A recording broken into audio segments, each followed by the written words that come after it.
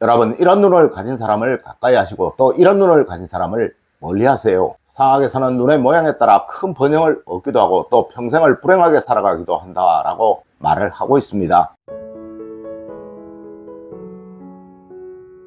여러분 안녕하세요, 이정민입니다. 여러분, 상학에서는 눈은 마음의 창이며 일신의 정신이 모이는 곳이며 또 발산이 되는 곳이다 라고 말을 하고 있습니다. 하여 눈의 좋고 나쁨을 살피면 그 사람의 정신이 맑고 흐림을 판단할 수 있는 것이며 또 선악을 알 수 있으니 상학을 하는 자뿐만 아니라 사람을 만나는 자는 반드시 눈을 살피는 법을 알아야 한다라고 말을 하고 있습니다. 네, 우리의 상학 모든 곳 모든 서적에서 이것은 반드시 말하고 있다는 거예요. 네, 이는 천기를 받는 이마의 기운이 표출되는 곳이기에 그러한 것입니다. 먼저 좋은 눈의 형상입니다. 첫 번째로 용한, 즉 용눈입니다. 여러분, 말 그대로 용하면 아주 좋은 것이겠죠. 네, 맞습니다. 이를 우리 상학에서는 대권지상이라고 말을 하고 있어요. 이 눈 중에서도 흑백이 분명하고 광채를 발하면 그 사람은 정신이 강하여 신이 넉넉하다라고 말하고 있으며 또한 가장 높은 지위에 올라 부귀영화를 누리게 된다라고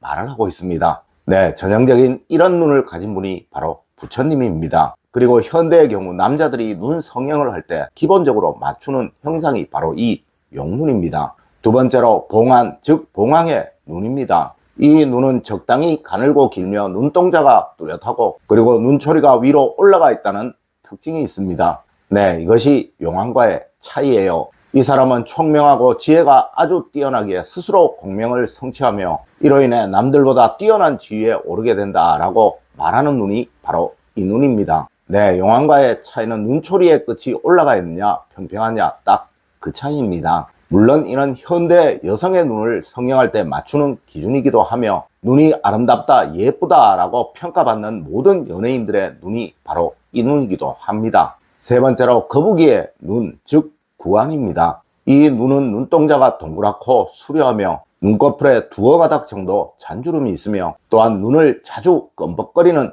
특성을 가지고 있습니다. 네, 이런 사람은 일생 건강하고 장수하며 또 제복이 풍부하고 자손 대대로 영화를 얻게 된다라고 말을 합니다. 네, 동그란 눈에 눈주름이 있다는 것이 특징이라는 것이죠. 일반적으로 눈이 아주 선하다라고 평가받는 사람들의 눈이 거의 대부분 이 눈이에요. 맞습니다. 착하고 선하면 장수하고 자손이 복을 받는다라는 사상이 가미된 눈이기도 합니다. 네 번째로 사자의 눈, 즉 사자안입니다. 이런 눈은 눈이 크고 눈동자가 큼직하며 또 눈의 두 끝이 위로 치켜 올라가서 위험이 있고 그리고 용맹스러워 보이기도 하는 눈입니다. 네, 이 눈은 충의와 절개가 있으며 신의와 효심이 깊다라고 하는 눈이기도 합니다. 이 눈 역시 명예로움과 부귀가 끊이지 않게 된다라고 하는 눈이에요. 일반적으로 눈에 힘이 있고 카리스마가 있다라고 평가받는 사람들의 눈이 전부 이 눈이기도 합니다. 맞습니다. 대부분의 사람들이 눈에 힘을 주고 또 집중을 할 때 이 눈이 만들어지기도 하기에 항상 눈에 힘을 주고 살면 명예로움이 떠나지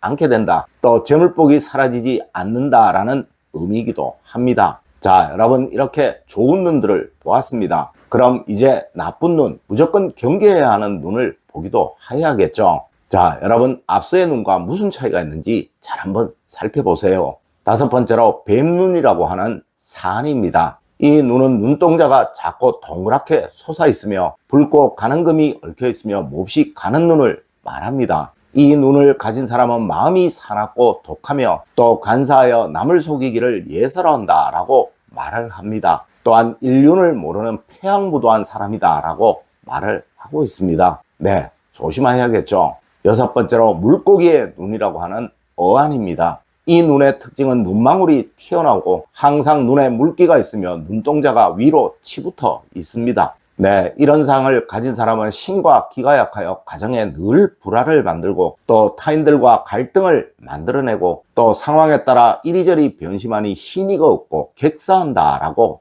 말하는 눈입니다. 네, 이런 눈을 가진 사람 조심하셔야겠죠.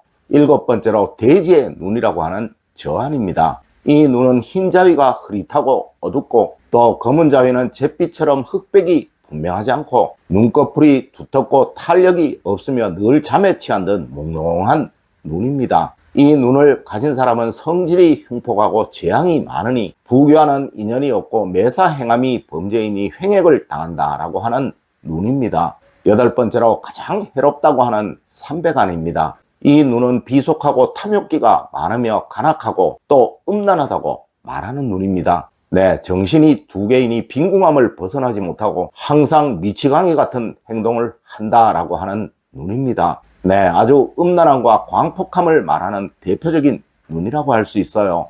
아홉 번째로 여러분 정말 조심해야 할 눈입니다. 여러분 혹시 앞서의 눈들의 공통적인 특성이 무엇인지를 찾으셨나요? 자, 사진을 모아서 한번 보여드릴게요. 눈동자를 한번 잘 살펴보세요. 맞습니다. 좋은 눈은 눈동자가 눈을 꽉 채워 있거나 또 눈의 중앙에 있죠. 하지만 나쁜 눈, 타인을 해하거나 사악하다고 하는 눈들은 모두 눈동자가 위로 붙어 있어 아래에 여백이 있거나 또 아래로 붙어 있어 위로 여백이 있습니다. 네, 아마 누구라도 사람을 볼 때 제일 먼저 눈을 볼 거예요. 하지만 누구라도 눈으로 저 사람은 조심해야지, 저 사람은 좋은 사람이야 라고 판단하기 쉽지 않을 것입니다. 네, 오늘 알려드린 눈의 모양이 용눈이든 돼지눈이든 그런 것은 중요치 않다는 것이죠. 맞습니다. 항상 눈동자가 눈을 채우고 있는지 눈의 중앙에 있는지를 꼭 보시라는 거예요.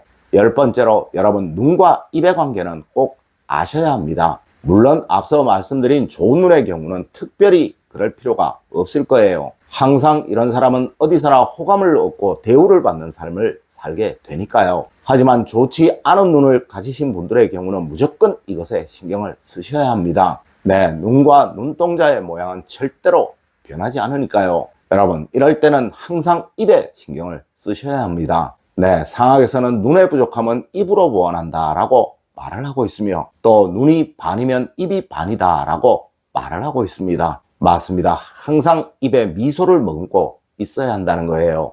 여러분 미소는 절대 쉬 지어지는 것이 아니에요. 부단히 노력을 하고 또 연습을 하여야 우상이 만들어지는 것입니다. 네, 사람을 판단하실 때 앞서 같이 눈을 먼저 보시고 그 사람이 좋은 눈을 가지고 있는 사람이라면 상관이 없지만 혹 나쁜 눈을 가진 사람이라면 반드시 입이 우상인지를 보셔야 한다는 거예요. 네, 현대 사회는 정말 사람으로 인한 피해가 많습니다. 이것이 모두 사람을 볼 줄 몰라서 생기는 일인 거예요. 물론 좋지 않은 눈을 가진 사람이 입마저 우상이 아니라면 그런 사람은 무조건 피하시고 멀리 하시는 것이 좋다는 것입니다.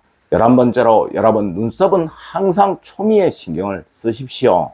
여러분 세상 모든 부자들 또 성공한 사람들은 모두 눈썹 초미가 아주 강한 사람들입니다. 네, 초미는 전에도 한번 말씀을 드렸지만 눈썹의 앞부분, 즉 미간과 가까운 부분이에요. 특히 여성분들은 화장을 하실 때 이 부분을 조금 진하게 화장을 해보세요. 이렇게 하시면 분명 큰 제복이 따를 것입니다. 여러분 오늘은 눈과 입 그리고 입술을 통하여 사람을 가장 쉽게 판단할 수 있는 방법에 관해서 이야기를 해드렸습니다. 오늘 제가 알려드린 이야기 여러분들 꼭 명심하시길 부탁드리며 오늘의 이야기를 마치도록 하겠습니다. 늘 올바른 흥과 올바른 지식을 여러분들께 전하도록 노력하겠습니다.